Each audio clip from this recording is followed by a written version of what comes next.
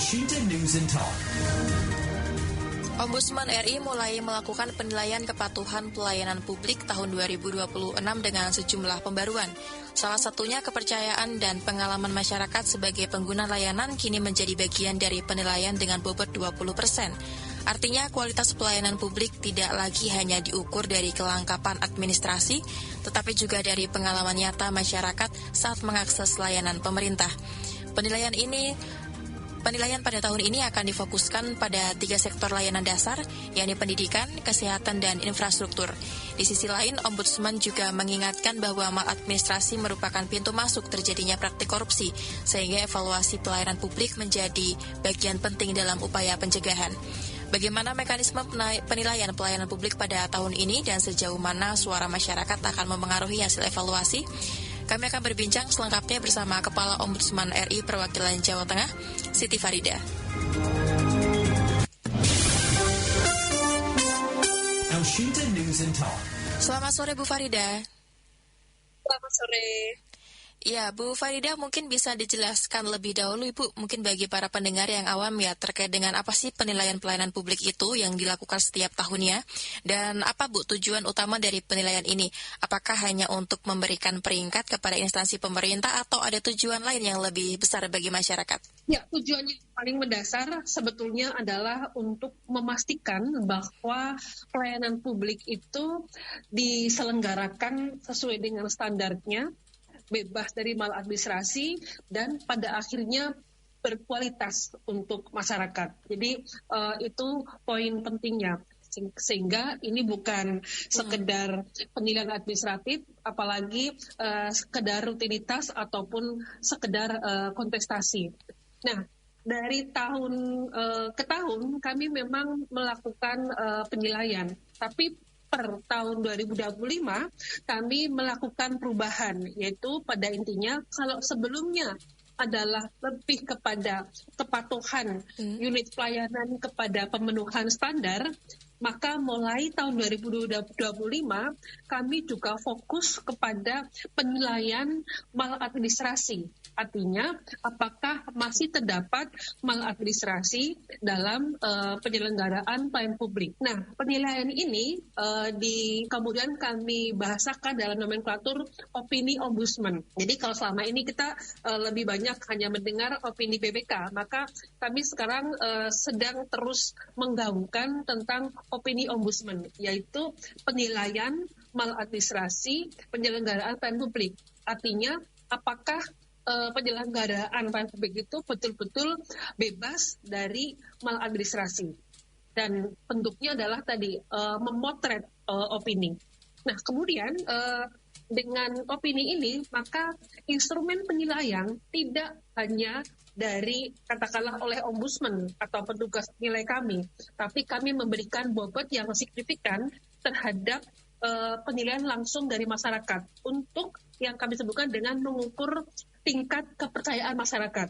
Nah, tahun sebelumnya sebenarnya lebih bobot tingginya 30%. Nah, ketika kita menggunakan bobot 30%, ternyata kalau dalam penilaian tahun sebelumnya itu sudah nilainya cukup bagus, ketika dikonversi dengan 30% itu, ada yang kami sebutkan dengan penurunan atau gap. Nah, ada gapnya apa? Bahwa yang selama ini dideklir bagus oleh penyelenggara pelayanan atau katakanlah oleh instansi ataupun ke daerah, ternyata menurut masyarakat belum. Ini yang kami sebutkan dengan gap. Dan gap di tahun kemarin kami lihat ada yang menyentuh 2 digit, artinya ada yang 10% lebih. Jadi paling tidak bahwa ketika misalnya dari penyelenggara pelayanan mendeklir kami bebas dari pungutan, ternyata menurut masyarakat masih ada yang mengatakan enggak kok, ini masih ada pungutan. Atau kalau yang menyentuh dari instansi mengatakan kami sudah sesuai waktunya, ternyata menurut masyarakat ada yang belum. Nah, inilah yang kemudian kami di Ombudsman memandang penting penilaian oleh masyarakat. Sehingga sekaligus pada kesempatan yang sangat baik ini, kami mengajak semua masyarakat untuk ikut memberikan penilaian, dan dari itu nanti diintegrasikan dengan sistem di Ombudsman. Caranya kami menyebar ke barcode penilaian di instansi-instansi dan juga melalui medsos, sehingga masyarakat yang pernah menggunakan layanan di sebuah instansi, apakah itu pemerintah daerah, masuk juga di kepolisian, kantor pertanahan, dan imigrasi, agar menceritakan pengalamannya, terutama terkait dengan apakah betul sudah bebas dari maladministrasi. Inilah yang akan kita ukur sebagai kepercayaan masyarakat. Baik.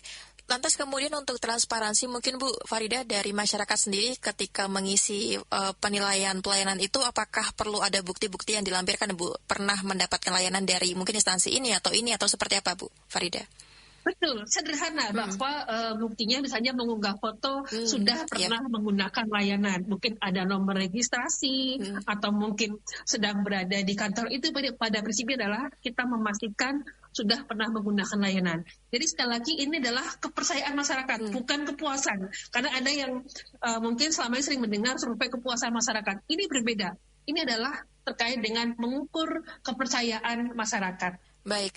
Demikian. Untuk instansi ataupun layanan publik yang nantinya menjadi objek penilaian Ombudsman mana saja Ibu? Apakah hanya pemerintah daerah atau juga ada instansi misalnya seperti kepolisian, pertanahan, dan lembaga lainnya Bu Farida? Betul, yang kami nilai selain pemerintah daerah adalah dari kantor pertanahan, kemudian juga dari jajaran kepolisian, dan kantor imigrasi. Nah, kemudian untuk dari pemerintah daerah, kami juga lokusnya ada di dinas pendidikan, diwakili dengan prototipe sekolah. Kalau untuk kabupaten SD, kalau untuk pemerintah kota SMP, dan untuk pemerintah provinsi dari SMA atau SMK.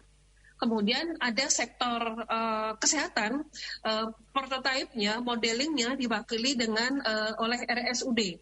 Kemudian juga kami akan menilai dinas sosial karena cukup banyak layanan dasar di dinas sosial, dan yang baru mulai tahun ini kita mengukur atau menilai dinas PUPR atau yang kita kenal ada yang dinas intinya adalah dinas yang